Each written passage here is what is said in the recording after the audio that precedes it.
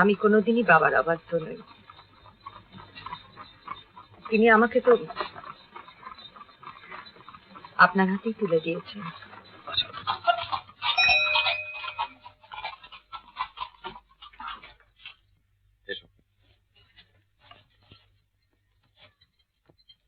সুরেশ, তুমি এখানে?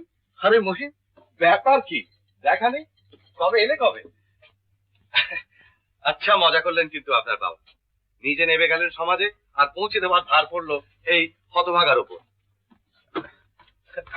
তা একরকম ভালোই হয়েছে, নইলে তোমার সঙ্গে হয়তো আমার দেখাই হতো না।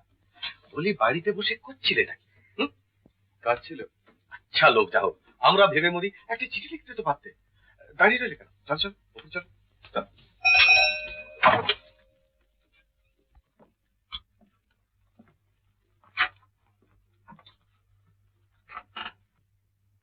খবর সব ভালো?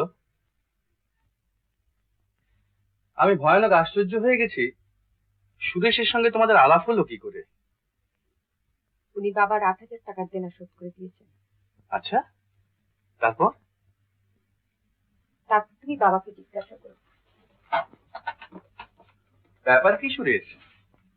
তোমার মতো টাকাটাই তো আমার প্রাণ নয়। ভদ্রলোক বিপদে পড়ে সাহায্য চাইলে আমি দিই, এই মাত্র। তিনি যদি শোধ না দিতে পারেন, তো আশা করি সে দোষ আমার নয়। হঠাৎ তোমাকেই বা দোষী ভাবতে যাবো কেন? দয়া করে আরেকটু খুলে না বললে তো বুঝতে পারছি না সুরেশ। খুলে আবার বলবো কি? বলবার আছেই বাকি। তা একটু আছে বই কি। আমি সেদিন যখন বাড়ি যাই তখন তুমি এদের চিনতেই না। এর মধ্যে এমন ঘনিষ্ঠ পরিচয় হলোই বা কি করে? আর একটা ব্রাহ্ম পরিবারের বিপদে 8,000 টাকা দেবার মতো তোমার মনের এতখানি উদারতাই বা এলো কোথা থেকে? আপাতত এটুকু বুঝিয়ে দিলে আমি কৃতার্থ হব সুরেশ। আমার গল্প করবার সময় নেই। কেদার বাবুকে জিজ্ঞাসা করো, তিনি বলার জন্যই অপেক্ষা করে আছেন। তাই ভালো। শোনবার ভারী কৌতূহল ছিল, তবে তার অপেক্ষায় বসে থাকার তো সময় নেই। আজ রাত্রেই আবার দেশে ফিরতে হবে। চলি সুরেশ।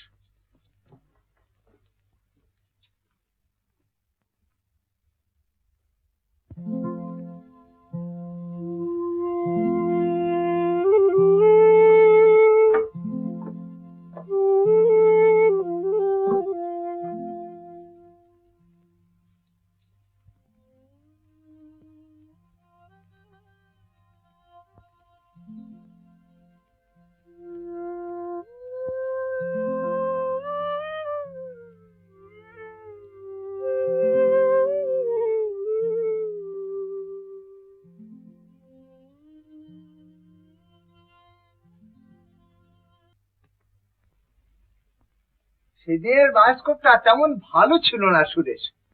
আজকে তো মনে হয় বেশ ভালোই হবে। এই কি বলো বাবাজি? এই যে মহিম, এসো।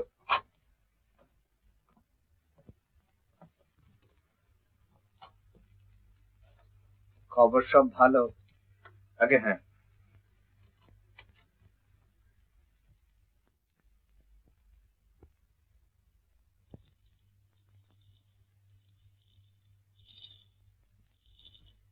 আহ, বাঁচা গেল। এটার এতক্ষণে খেয়াল হয়েছে।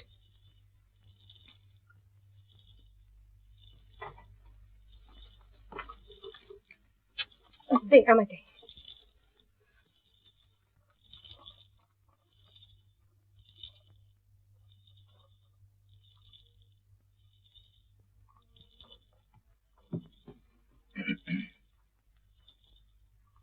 কই মা, তুমি চা নিলে না?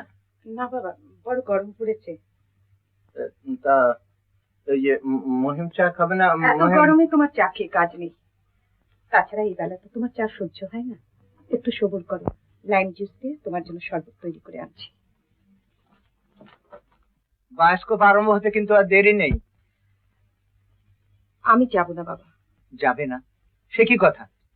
না বাবা, আজ তাই যাও, আমার ভালো লাগছে না।